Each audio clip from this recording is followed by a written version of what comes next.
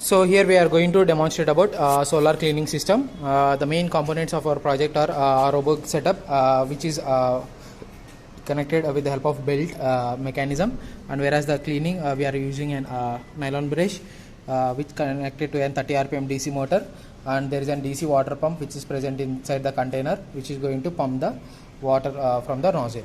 And coming to the electronic part, here you can observe there are 4 volts 1 amp lead acid battery, 1.5 amp lead acid battery connected in series. Totally become 12 volts 1.5 amps going with the help of 2 pin connected to the regulated power supply, and these 12 volts is parallelly distributed to the L293D driver board, where 12 volts is given as an input power supply to the motors.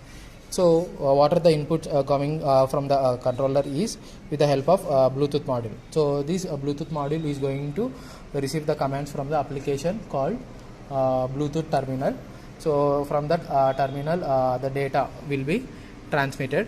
So here you have to select the type of module which you have placed, which is an HC05, and send the characters.